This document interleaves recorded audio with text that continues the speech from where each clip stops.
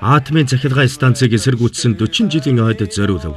Вил хотод атомын захилгаан станц барихаар завтахад бид үгүй гэж эсэргүүцсэн.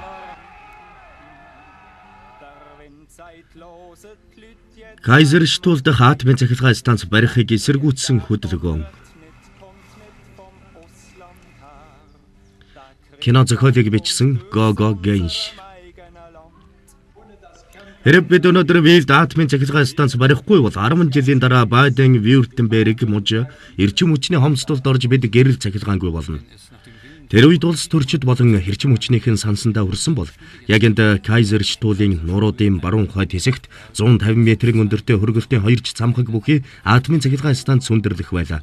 Тэгвэл байгалийн үсгэлэн цогцлбор устж оронд нь өргөж төмөр торон хашаа баригдах байсан юм.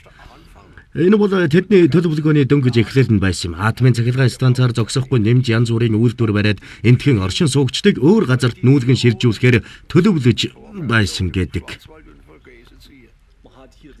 Дайны дараа ард иргэд аж амьдралаа цоо шинээр төвхнүүлж хот тосгодоо сэргээж амьдрал хэвийн голдролдоо дөнгөж орж ядаж байтал бүтээн байгуулсан бүхний хаяад нүүх болсон юм да.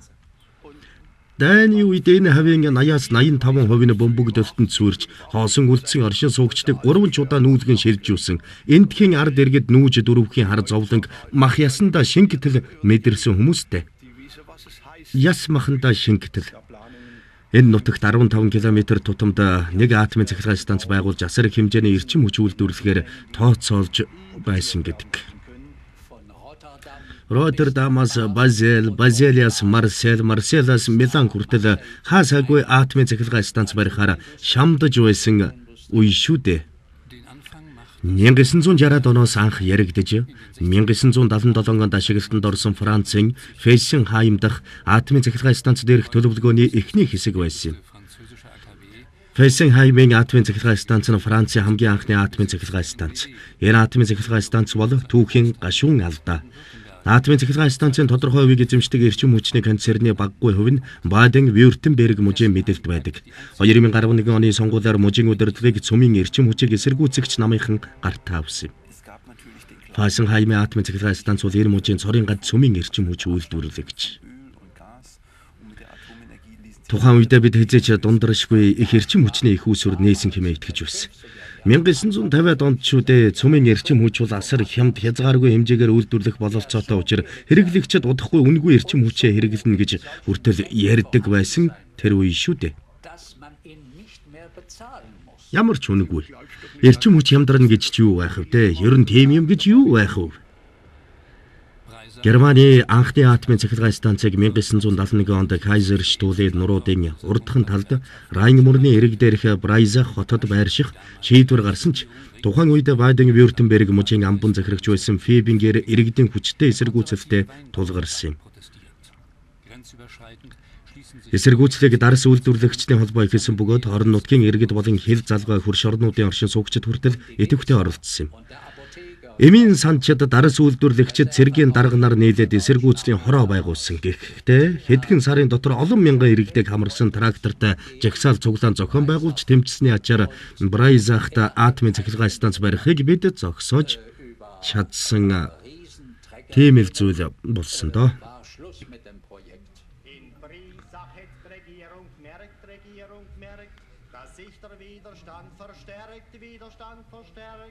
Sie kommen aber zum falschen Ziel und gehen von Breisach nur nach Wil.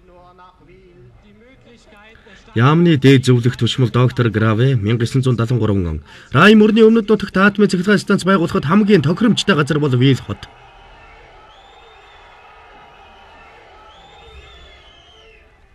1973 оны 7 дугаар сарын 19-нд Брайзахт биш Вилд атомын захилгаан станц барих шийдвэр гарчээ. Энэ тухай яриа Эрдэнэс хүмүүсийн дунд ам дамжин яригдж байсан юм. Учир нь 1971 онд Вилийн захирагч Ноён Цимер нутагта атомын захилгаан станц барих саналыг засгийн газарт нууцаар тавьж байсан гэдэг. Хүрээлэн буй байгаль орчин хүн ардад сөрөг нөлөөгүй юм чинь бид эдийн засгийн ашиг орлогоо бодоод атомын захилгаан станц барихыг зөвшөөрөхөд болохгүй юм юу вэ? Шинээр биеийн тамир спортын ордон барьж зам тавьж өгөн дэд бүтцийг сайжруулж хот суурангуудыг хөгжүүлж хөрөнгө мөнгө өгнө гэдэл хүний сонирхол татах олон зүйл санал болгож байсан. Их олон зүйл. Тэр даруй Кайзер Штул даяар нийт иргэд Вилд атомын цахилгаан станц барихыг эсэргүүцэх хөдөлгөөнд нэгдэж иргэдийн бүлэглэлүүд олноор байгуулагджээ. Иргэд Брайза хотынхны эсэргүүцлийн туршилгаас маш сайн суралцж хангалттай сайн бэлтгэгдсэн байлаа. Анхаараарай. Вилд хотод атомын цахилгаан станц хэв залгаа Марколсхаймд туглагны үйлдвэр байгуулахыг эсэргүүцэх жагсаалд нийт иргэдийг өргөнөөр оролцохыг урьж байна.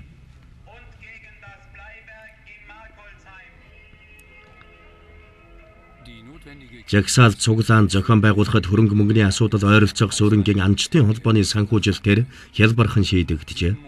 Атомын цахилгаан станц барих шийдвэр гарснаас хойш 7 сарын дотор 90 мянган хүний эсэргүүцлийн гарын үсэг цуглуулав. Гэвч мужийн нийслэл Штутгарт дахь эдийн засгийн яам шийдвэрээ өөрчилсөнгүй. Райн мөрний 246 дахь километр. Энд бүх зүйл хууч нараа. Райн мөрөн онгон дагшин төрхөөр амар амгалан мяралцж байна. Гэвч Германы цөмийн эрчим хүчнийхэн өөрсдийнхөө эрх ашигын төлөө эрдэмтэд судлаачдын үгийгч үл хайхарж хэмжээгээрээ дэлхийд 2 дугаарт орох энхийн зориулалттай атомын цахилгаан станц барихын тулд байгалийн энэ давтагдшгүй үдсэглэнг устган сүйтгэхээр зэхэж байсан юм.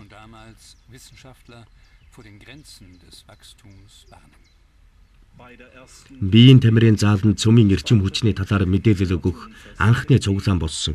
Тэнд төвөөс ирсэн цөмийн инженер атомын цахилгаан станцыг данхтай харьцуулж ус буцалгахад уур гардагтай адилхан ямар ч аюулгүй, данханд цай чанах аюулгүй бидтэй яг л тэрэн шиг гэдэл тайлбарлаж байлаа. Бидэнд тэгж үзүүлсэн.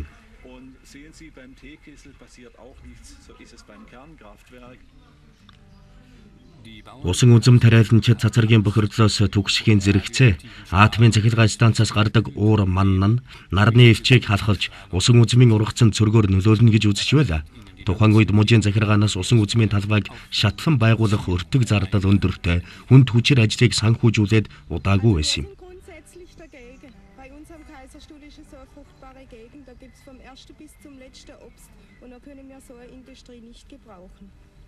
Es gibt Spargel, Erdbeere, Kirsche, Himbeere, alle Sorte und Johannisbeere und die Traube und dann kann man das nicht brauchen.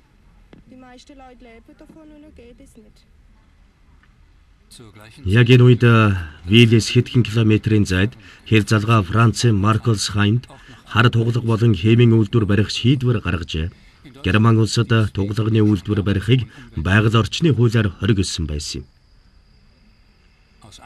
Үйлдвэр баривал агаарт хор тутаа ялгарч хор таягдсан гүний усыг хордуулна хэмээн түгшсэн Францын Эльзас болон Германы Кайзер Штул орчмын ард иргэд үйлдвэр барих газрыг 1974 оны 9-р сард хамтын хүчээр булан эзлэв.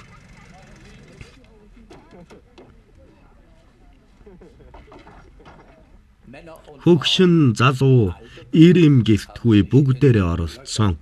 Настай хүмүүс нь төрүүлээд үйлдвэрийн суурь зутгахаар ус. Тэр ухаж байгаа тэр нүхэнд ороод өвдөглөө цуусан.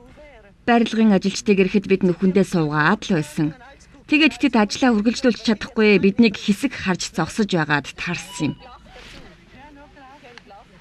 Ажилчид биднийг харж шоолоод арх хувааж ууснаа цагийн хөлсөө аваад яваад өгчихсөн.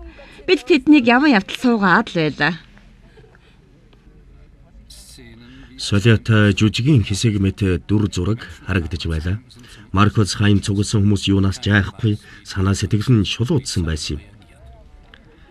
Райн мөрний шинэ харуул бүлгийнхэн тайван замаар эсэргүүцэл үзүүлэх сургалт явуулдаг байл. Бид хуваагдаад цагдаа болон суулт хийж байгаа иргэдийн дүрд тоглож бодит амьдралтай сургалт хийдэг байлаа. Орон нутгийн гал командийнхан бидэнд савхин малгайгаа хүртэл өгдөг байсан. Манай сургалт их үнэмшилтэй болдог байсан. Үнэхээр сайн болдог байлаа.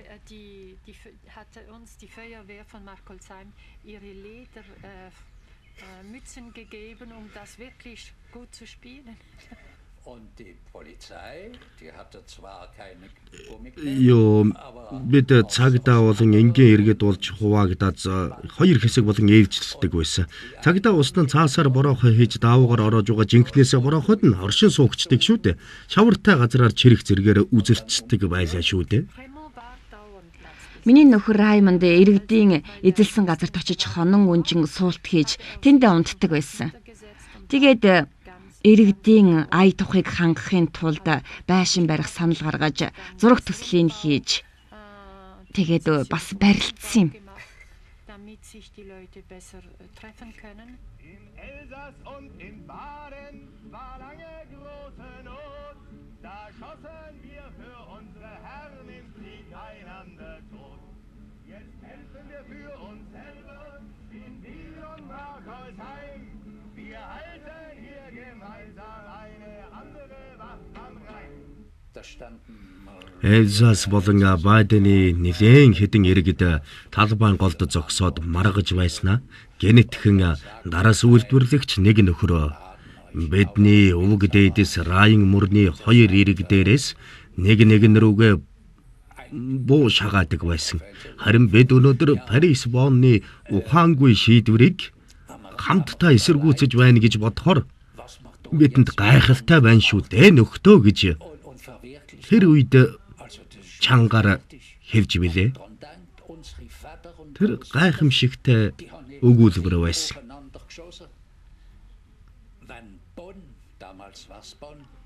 Und Paris noch einmal zur Blödheit der Mauerwähler. Man mache einfach nimmi mit.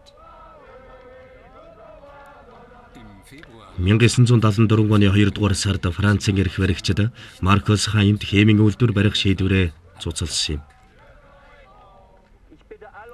Иргэдийн эсэргүүцэл амжилтанд хүрсэн. Эльзас мужийнхан болон Германаас ирсэн нөхдөө асуудал эзэслэн шийдвэрлэгдтэл авчирсан трактор, ачааны машин, чиргүү зэрэг төрүүлдэн үү. Шийдвэр баталгаажмагц бид газрыг бүр мөсөн чөлөөлнө. Та бүхэнд баярлалаа. Маркус Хаймын газар эзлэх хөдөлгөөнд нь ард иргэд хууль бус аргаарч болтугай тэмцвэл үр дүнд хүрч болохыг нотолсон юм. Франц Маркус Хайм хотынхан эсэргүүцлийн хөдөлгөөн өрнүүлж байхад хөрш зэрэгэлдээ Герман Кайзерштуулийн иргэдч бас тэмцэж байлаа. 74 оны 100 сарын баярын өмнөхөн Кайзерштуулийн 700 оршин суугчид атомын цахилгаан станц барихыг эсэргүүцсэн жигсаал хийж тойргосоо сонгогдсон депутаттай уулзахаар мужийн нийслэл Штутгарт хот руу автобусаар явж байгаа нь энэ. Мужийн эрх баригчид атомын цахилгаан станц барих газар сонгохдоо байгаль орчны онцлог, оршин суугчдын эрх ашигыг харгалзаж үзэлгүй шийдвэр гаргасан гэж бид үзэж байгаа тул Штутгартад очиж эсэргүүцлээ илэрхийлэхээр яг одоо явж байна. Штутгарт хотод эсэргүүцлийн цуглаанд оролцсон иргэдийн дийлэнх нь Германы христийн ардчилсан холбоо намыг олон жил тууштай дэмжиж ирсэн хүмүүс байлаа. Энтхийн цагдаа нар хүртэл жагсагчдын талд орж байлаа.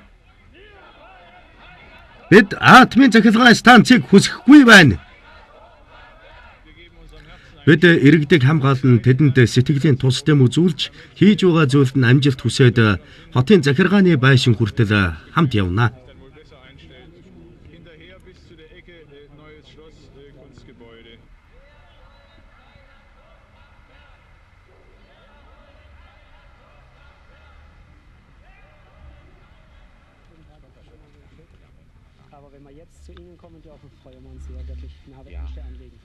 Ich habe also mit den Fraktionen gesprochen. Die Fraktionen haben sich bereit erklärt, mit Ihnen ein kurzes Gespräch zu führen. Ich würde Sie bitten, dass Sie raufkommen. Ich werde dann die Abgeordneten bei jeder Fraktion einen dann zu Ihnen bringen. Gern, herzlichen Dank. Bitte schön.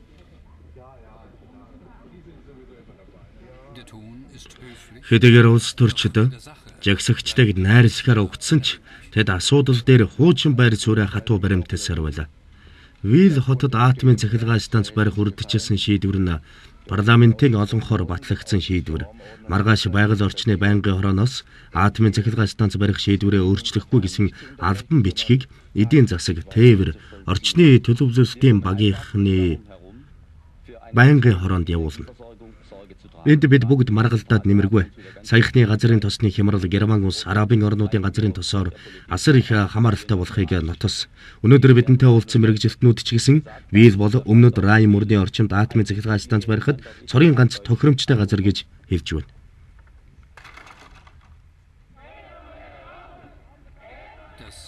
Жагсагчдын уур хэлэн мужийн эдийн засгийн сайд Эберлегийн эсрэг чиглэжээ. Тэсвэр төвчээр минь үнэхээр дуустаа. Галт зэвсэг хэрэглэхээс өөр арга алга. Та үннээс хэлж байна уу? Үнэн байлгүй яд гэм. Ардчлал амиа тавьж байхад ард иргэд тэмцлийн шинэ арга зам хайх хэрэгтэй. Энэ байшин цууж байгаа нөхдөд итгэл алдарч байна. Хүн ихээс төрөхдөө террорист, анархист болж төрдөггүй шүү дээ. Энэ төр чинь өөрөө террорист, анархистуудыг бий болгож байна. Вилийн иргэдийн хурал 1975 оны 1-р сар Вил хотын эрхэм иргэд мужийн захиргааны эрхэм төлөөлөгчдөө Вилийн захирагч Ноён Цэмэр атомын цахилгаан станцын асуудлыг дахин авч хэлэлцэх гэж байна. Ард иргэдийн санал хураах хурал засгийн газрын төлөөлөгчд болон цөмийн мэрэгжилтнүүдийг урьж авчираад ард иргэдийн сэтгэл зүйд нөлөөлж тэдний хандлагыг өөрт ашигтай болгох гэж оролдож байлаа. Тэрээр иргэдийн санаачлага бүлгийнхнийг үл тоомсорлож үг хэлэх зөвшөөрөл өгөхгүй. Үг хэлэх гэхэд нь 20 минут хүлээл гэж байлаа. Түүгээр ч үл барам иргэдийн төлөөллийн мэрэгжилтэнд үг хэлэхийг зөвшөөрөөгүй тул тэд хурлыг хайж гарахаас өөр замгүй болсон юм. Хотын захирагч иргэдийн хурлыг сайтар сургуулиэс нь жүжиг болгон хувиргаж чадлаа. Мужийн захиргаа иргэдийн хуралд улсын мэдлийн бус өөрсдийн сонгосон мэрэгжилтнээ оролцуулж байхад бид бас адилхан өөрсдийн мэрэгжилтнээ оролцуулан үгийн сонсох эрхтэй гэж бодож байна.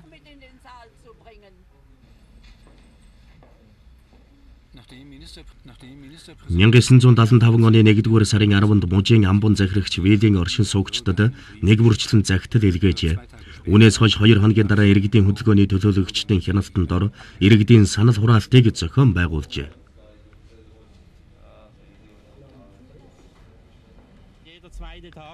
Бараг өдөр өнжилгүй зурагтын мэдээгээр санал хураалтын тухай ярьж байсан шүү. Энэ чинь иргэдийн саналд бүдүүлгээр нөлөөлөх гэж оролдож байгаа нэг хэлбэр.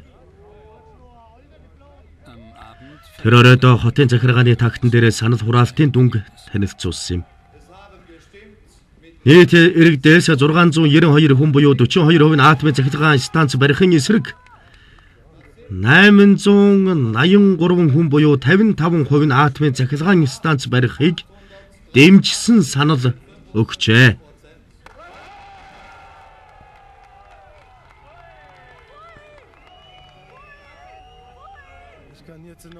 Иргэдэг өнөөдөр мөнгө яллаа л да. Ард иргэдэд маш олон амлалт өгснөөр энэ бүх зүйл өндөрлөж байна.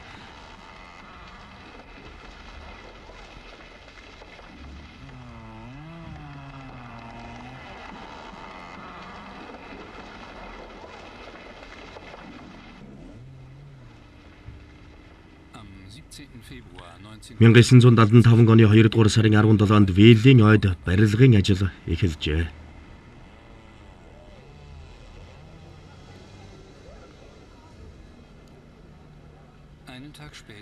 Барилгын компани нь албан ёсны зөвшөөрөл авалгүй. Нийслэлээс ирэх хууль ёсны шийдвэрийг хүлээлгүйгээр барилгын ажлаа өчигдөр эхэлснийг бид эсэргүүцэж барилгын талбайг эзлээд суулт хийж байна гэж жагсагчид тэр үед ярьж байсан юм.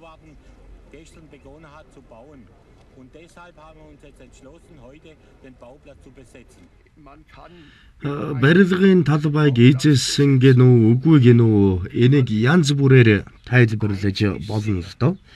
Харин оршин суугчид өөрсдөө гар бие оролцсон тэмцээгүй бол өнөөдөр Маркус Хаймд химийн үйлдвэр баригдаад яндангаас нь хор тутаа уугаж байх байсан нь баараггүй юм. Цагдаа нараа барилгын талбай руу үүрээр дайрч байгааг харуулж байна. Өглөө харанхуй байхад манай байшингийн урдуур цагдаагийн машины цуваа талбаараа өнгөрс. Би ч хүмүүст мэдэгдэх гээд уцаа шүүртэл уцыг тасалсан байсан. Цагдаагийн арга хэмжээ авах бүхэл хугацааны туршид манай суурин уцыг тасалсан байгаа юм. Ганцхан түргэн тусламжийн дуудлагын дугаар л ажиллаж байсан. Миний хувьд жинхэнэ дарангуй дэгч дэглэмд амьдарч байгаа юм шиг л санагдаж байсан да. Үнэхээр аимшигтай мэдрэмж төрж байсан. Vorwahlbereiche Emmendingen und Weißweil waren tot. Für mich war das ein Empfinden wie in einer Diktatur. Маш олон нохойтой цагдаа нар ирсэн. Цагдаагийн ноход ихэвчлэн 90 нохой байдгийн байлээ. Манайхны нэг нь нохойн спортын нийгэмлэгээс орон орсон ийм нохой авчрах санал гаргасан. Тэгээд тэднийг талбайд тавьж цагдаагийн нохтын анхаарлыг сарниулж билээ.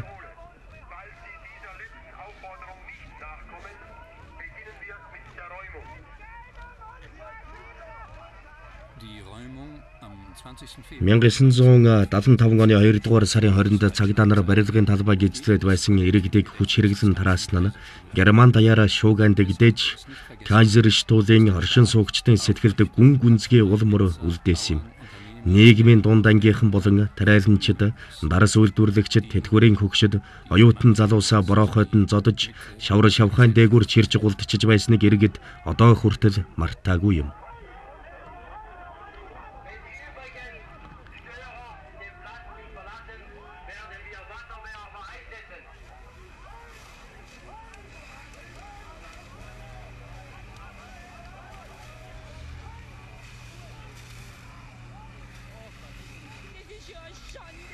Wenn ihr ein Herz im Leib hättet, würdet ihr sowas nicht tun. Sowas unverschämt. Wenn man sieht in der Zeitung und im Fernsehen, was unsere Demokratie. Wir sind keine Linksradikale. Wir sind friedliche Bürger und Verteidiger und wir sind Bewohner von dem Gebiet und wir kämpfen darum, was wir leben können. Die Frauen haben sich oft mehr getraut. Тэмцэлд бүсгүйчүүд эрчүүдээс илүү зоригтой шийдэмгий байсан. Эрчүүд улс төрийн маргаан мэтгэлцэн хийж явхад бүсгүйчүүд маань маш зоригтой том экскаваторын урд очоод хааж зогсдог. Жинхэнэ зүрх сэтгэлээсээ тэмцдэг байсан. Улс төрчидтэй маргалдахдаа хүртэл эрчүүд оновчтой ярихыг эрмэлзэж байхад бүсгүйчүүд ярилцаж байгаа хүнийхээ зүрх сэтгэлд нь хүрэх үг хэлж чаддаг байсан юм. Ирэх баригчид барилга барих газараа цагдаа нарын хүчээр чөлөөлж яваад өргөст тортой хашаа татсан ч энэ нь төр зургийн арга хэмжээ байлаа. Цагдаа нар иргэд рүү дайрахын өмнө Эльзас болон Баден дахь дэмжигчид маань цагдаагийн радио холбоог нууцаар сонсож 100 гаруй цагдаагийн албан хаагчид уг ажиллагаанд оролцохоос татгалзаж хурдны зам дээр үлдсэнийг олж мэдсэн юм аа. Dass eine Hundertschaft Polizisten auf einem Parkplatz an der Autobahn sich geweigert hat, eingesetzt zu werden.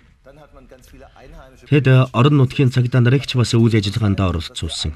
Нутгийн цагдаа нарт тун амаргүй байсандаа төмөр торны наанаас, цаанаас настай авга их чинь нөхөр минь чи сайхан мэдэрэ.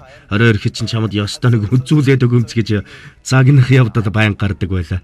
Оршин суугчид бууж өгөхгүй барилгын газрыг хашсан төмөр торыг энэ тэндээс нь цоо талбайг хүчээр чөлөөсний маргааш нь 28,000 хүн торон хашааны гадна цугларчээ. Тэд талбайг дахин эзэлж аваад бүхэл бүтэн 9 сарын туршид хамгаалан тэмцсэн түүхтэй.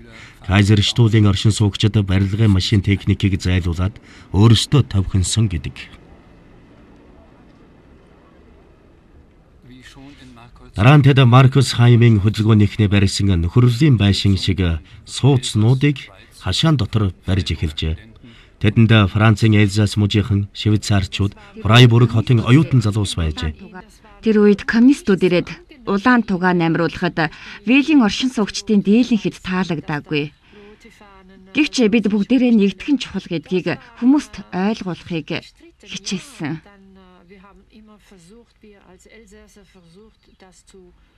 Бид үнэхээр их мэрийсэн.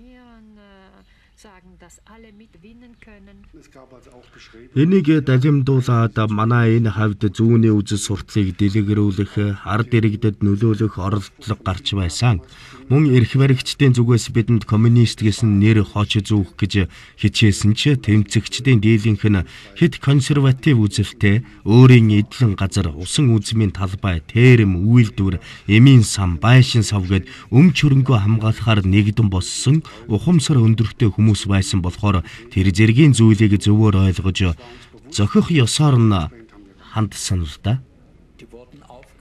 Газар тариаланчид болон дарс үйлдвэрлэгчдэд тэмцлийн үйл ажиллагаанд оролцох цаг зав гаргахад нь туслахын тулд тэдний усан үзмийн ургац хураалтанд нь туслах шийдвэр гаргаж байлаа. Харилцан бие биедээ тусалнаа гэдэг чинь энэ шүү дээ. Яах вэ? Амьдралдаа анх удаа хурд сэрээ гартаа барьж үтсэн хүмүүсийн хувьд бол хөглөх явдал бишгүй л тохиолдож их хөгжөлтэй байлаа л. Бид талбайг сахих жижүүрийн хуваар маягийн юм гаргаад хэд хэдэн тодорхой цэгүүдэд байрлдаг байлаа. Тэр хавийн тосгоны хүмүүс шүл кофе чанаж бидэнд авчирч өгдөг байсан. Удалгүй хол ойрын хүмүүс мэдээлэл авахаар бас зорж ирдэг болцгоос.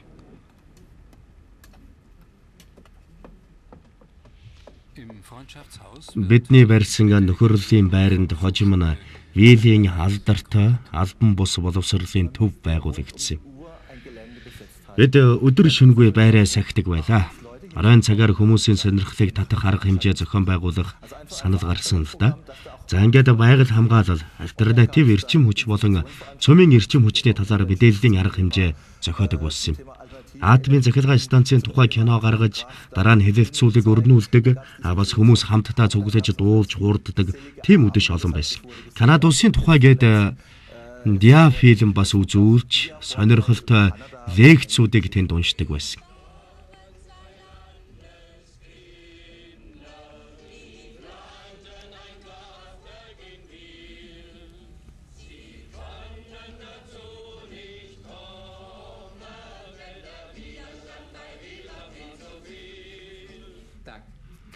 Японоос бидэн дээр зэн буддын лам нар ирж байлаа. Бас хойд Америкийн индианчууд ирж туулсан амьдралынхаа түүхийг бидэнд нэгднэгэнгүй ярьж өгч байсан. Түүнчлэн эрдэмтэн судлаачид ч ирж лекц уншдаг байлаа.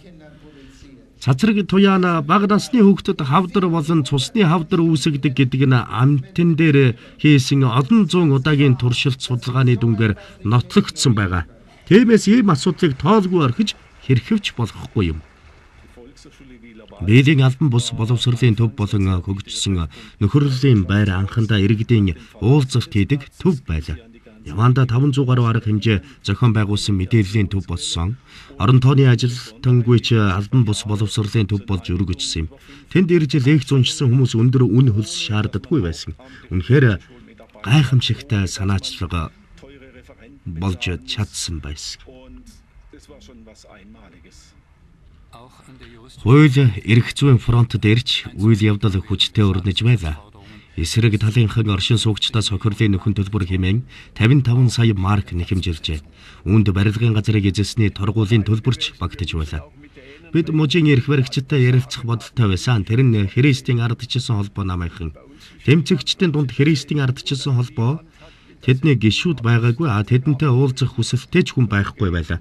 Бид тэгээд хаах намын дарга Лотер Шпат руу тустаж цааш ийм маягаар байх боломжгүй гэдгийг хэлсэн юм л да.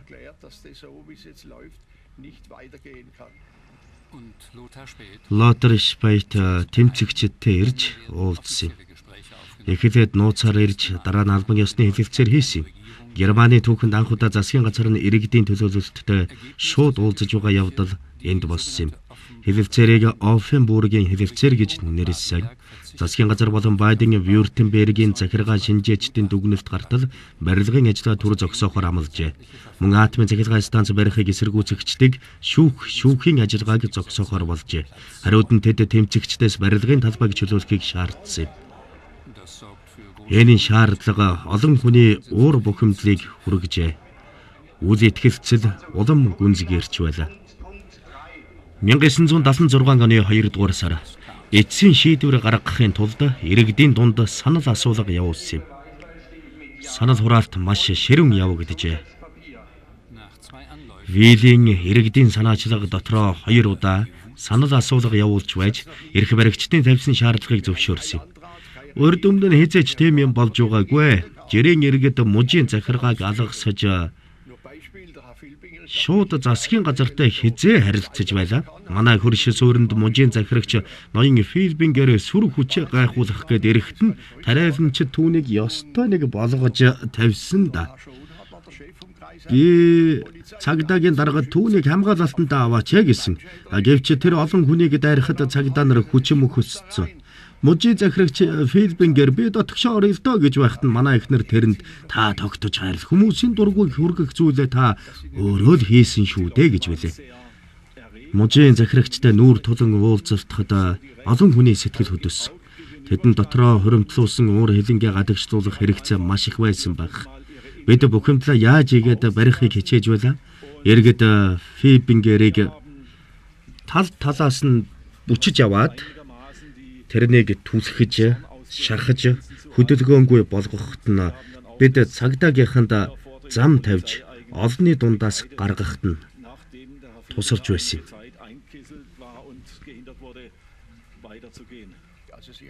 Филбингерийг машин руу түлхэж оруулахад тэрний гутал хувцсан урагдаж гээгдээд бараг л нүцгэрсэн байсан. Тэгээд Эмийн дингийн сүрэн орж шинээр хувцсан гэнэлээ. Тэр тэгж үжил Кайзерштулд болж байгаа зүйлийг ойлгосон байх. Тэрний дараач нь ям гарагтай ахимаг насны хоёр эмэгтэйтэй сүм тааралцсан. Тэгтэл нэг нь хайрцаг гаргаж нээсэн чинь дотор нь хоёр ширхэг товчус. Би Фингерийн өмнөднийхэн товчийг тастаад авчихсан юм гэж үс. Филбингерээс дурсгал болгон авч үлдсэн нь тэр байх. Дурсгал юм байлгүй. Оршин суугчид тохиролцсон ёсоор барилга барих газрыг чөлөөсөн ч эрх баригчдад нэг л итгэж өгөхгүй байлаа. Тиймээс ч тэд тогтмол эргүүл хийж байлаа. Тэг хэн ч аргагүй юм. Нэг удаа атомын цахилгаан станц барихыг дэмжигчд нөхөрлөлийн байрыг шатаахыг оролджээ. Өөр нэг удаа загалмаа авчирч шатааж үзжээ. Энэ үед шүүхэд эрх баригчид болон Байдены эрчим хүчний компани эсрэг иргэдийн өдүүлсэн заргыг хэлэлцэж байлаа. Эсэргүүцлийн хөдөлгөөний идэвхтэнүүд дундаас олон хүн улс төрд орсон. Зарим нь усан цахилгаан станц барьсан. Бас байгалийн цэвэр аргаар усан үзэм тариалж нарны эрчим хүчний компани байгуулсан.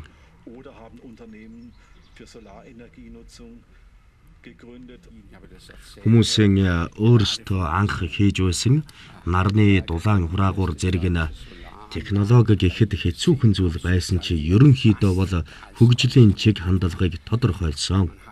Энэ л хамгийн чухал шийдвэрлэх хүчин зүйл байсан. Вил хотоос 4 км зайтай Засбахад Германы нарны эрчим хүчийг ашиглах аргыг санаачилсан пионеруудын нэг Верн Милдберг амьдарч байсан. Вернер Милдберг их сонирхолтой хүн л дээ. Цагтаа тосгоныхны цахилгааны мончор байсан хүн. Тэр үедээ маш сонирхолтой ховор цуглуулгатай байсан. Жишээ нь тэрэнд видео тоглуулагч гэж байсан. Тийм ховор байсан үе шүү дээ.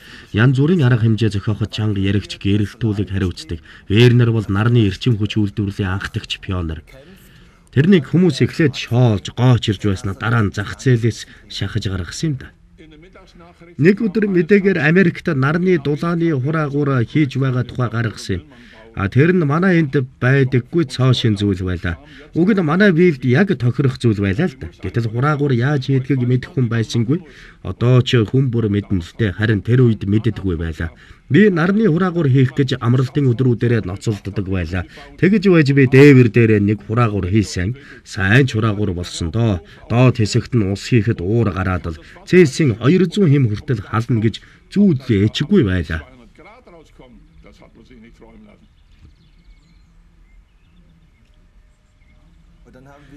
Бид бас альтернатив эрчим хүчний их сурвалжуудын талаар дэлхий дээрх хамгийн том үзэсгэлэнг гаргаж байлаа.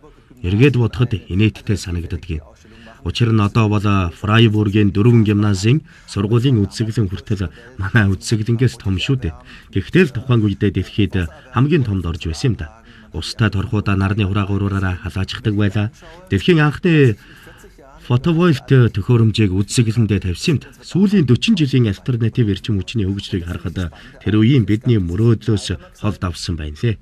Энэ бүгд маш сонирхолтой л доо. Учир нь нэг талаас аюултай цөмийн технологиг тийм хүчтэй эсэргүүцэж байгаа мөртлөө нөгөө талаас альтернатив технологид заа гэж хэлээд шуудхан орж байгаа нь сонирхолтой хэрэг байсан юм. Өнөөгийн Фрайбург хотыг Германы хамгийн ногоон хот гэдэг газар зүйн байрлалын хувьд тохиромжтой аж үйлдвэрлэл бага хөгжсөн тус хот нь байгаль орчны хамгаалалт, нарны эрчим хүчний хэрэглээ, тээвэр зохицуулалт болон орон сууцны төлөвлөлтөөр улсдад хэрэгүүлдэг. Бусад хотуудтай харьцуулахад Фрайбург хотынхан хавьгүй бага хэмжээний хог хаяг гаргадаг. Бас ундны усыг их хэмндэг. Энэ бүх зүйлд бид Вилд атомын цахилгаан станц барихын эсрэг тэмцлийн үр дүнд суралцсан юм. Фрайбург өнөөдөр яагаад ийм экологийн хувьд тэргүүлэгч хот болсон бэ гэвэл ерөөсөө энэ хотыг эко эрчим хүчээр эргэж нөхөгддөг эрчим хүчээр хангах шаардлага тавьж байсантай холбоотой. Манай хотод судалгаа шинжилгээний олон хүрээлэнгүүд ажилладаг. Жишээ нь 1977 онд байгуулагдсан эко хүрээлэн бол Вилийн эсэргүүцлийн хөдөлгөөний үеэр үүссэн төв байгаа юм. Өнөөдөр бол 150 гаруй эрдэмтэн, судлаачид ажилладаг. Германы шинжлэх ухааны нэр хүндтэй их чухал төвүүдийн нэг. Манай эко хүрээлэн байгуулагдах болсон гол шалтгаан нь атомын цахилгаан станцыг эсэргүүцэгч хөдөлгөөнийхэнд тусалж зөвлөх мэрэгжлийн шинжээчд олдохгүй байсантай холбоотой л доо. Нэн ялангуяа шүүх хурал дээр тэр үеийн шинжээчд бүгд атомын цахилгаан станцын зөвшөөрөл олгодог төрийн агентлагууд болон цөмийн компаниудтай хамсчихдаг байсан. Тиймээс цөмийн эсрэг тэмцэгчдэд өөрсдийн гэсэн итгэлтэй эрдэмтэн судлаачид зөвлөгөө өгөх институт шаардлагатай болсноор анх эко институтын шав суурн тавигдсан түүхтэй. Хурал ихснийг мэдэгдэе. Вилийн хөдөлгөөн улс төрдөж бас нөлөөлөв. 1979 онд Германы ногоон нам Баден-Вюртемберг мужид байгуулагдсан юм. Нэг жилийн дараа Карлсрухе хотод ногоон нам салбараа нээжээ. Удалгүй ногоон намынхан орон нутгийн болон мужийн парламентд суудал авсан юм. 1983 онд Бундестагт суудалтай болжээ. Цөмийн эсрэг хөдөлгөөнийхэн төрийн захиргааны байгууллагууд дах ажлын хагарааг маш амжилттай эхэллээ.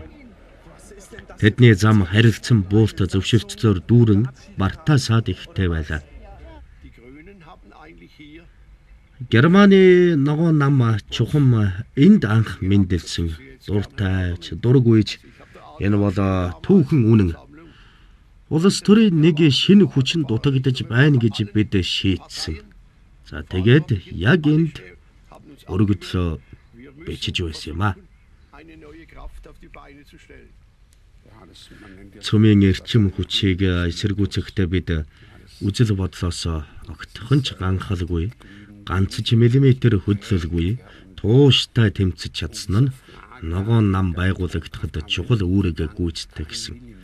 Энэ л зүйл манай намыг үүсэн байгуулагдахад нөлөөсөн. Бид Бундестагт суудал авчиж чадалгүй үлдэж байсан удаа бий.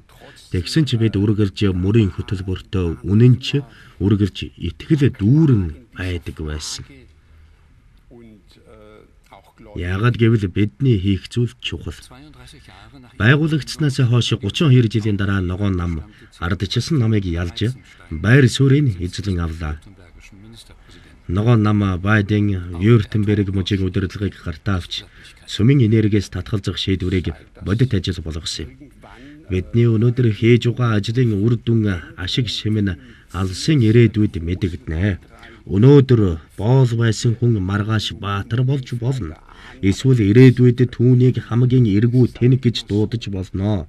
Яахыг өнөөдөр хэрхэн тааж хэлэх аргагүй шүү дээ.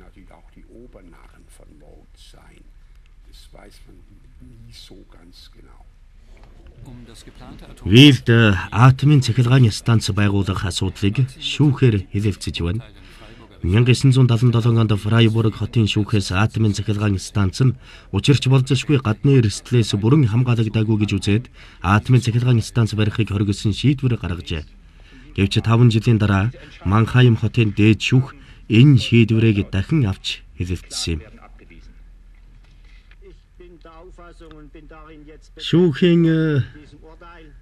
Шүүхээс Вилийн оршин суугчдын заргыг хэрэгсэхгүй болгох шийдвэр гаргаж байгааг мэдэгдэж байна. Шүүхийн шийдвэр надад нэг зүйлийг их сайн ойлгууллаа.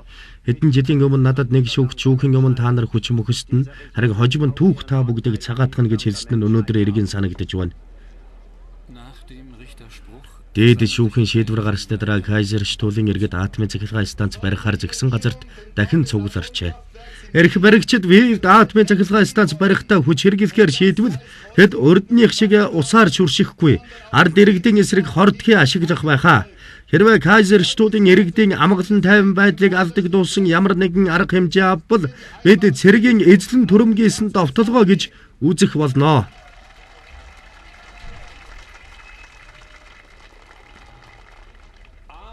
Нөхөдөө энэ удаагийн тэмцэл маш хүнд хэцүү болох байхаа.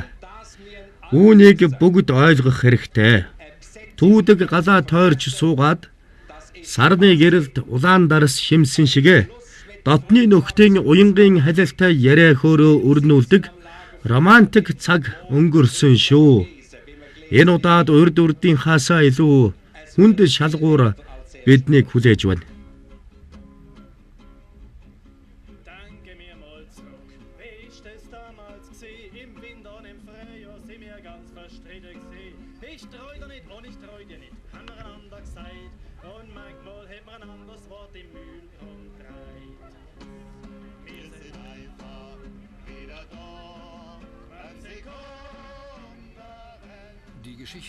Гэвч эрх баригчид нутгийн иргэдтэйгээ дахин тэмцэхээс тэр шааж Вивд атомын цахилгаан станц барих шийдвэрээ өөрчилснөөр Кайзерштулчуудын хувьд бүх зүйл эергээр эргэжээ. Мэдээж эрх баригчид Вивд биш. Бусад газруудад хар хэрэгээ үргэлжлүүлсээр л байсан нь ойлгомжтой. Ямар тач Кайзерштулын тэмцэгчид ялалт байгуулсан юм.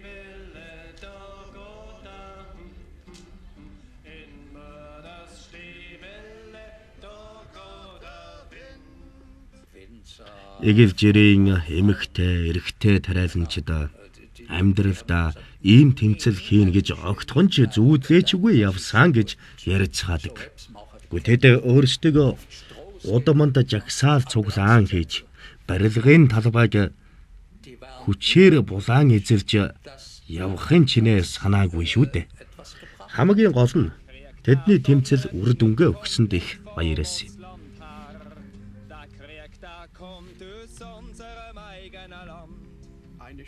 Энэ бүхнээс үлдсэн хамгийн сайхан дурсамж нь гэвэл нэгэн зорилгын төлөө гэсэн чин хүсэл эрмэлзэлтэй хүмүүс нэгдэн нийлж хүндрэл бэрхшээлийн өмнө шантрахгүй тулд харилцан тусалж дэмжиж байсан нь үнэхээр сайхан байж үлээ. Бүхнийг цор ганцаараа сүрж зогсохч амаргүй шүү дээ.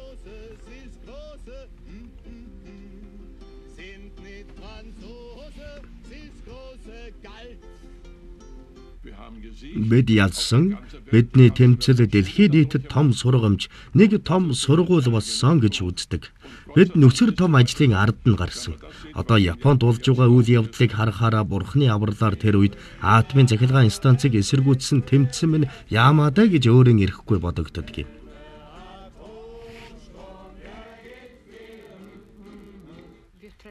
Одоо хүртэл хамтран тэмцэж байсан хүмүүстэйгээ уулзалддаг.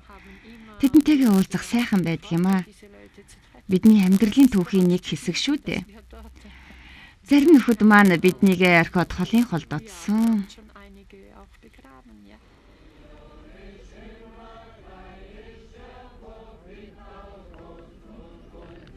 Орчуулсан дэлгэр ба мягмар жаргал хянан тохиолдуулсан ариун болд ариуна Амерлин дууны найруулагч мягмар сүрэн дуу оруулсан сод баяр инх гэрэл Тарим идэвхүй телевизийн кино алба 2014 он.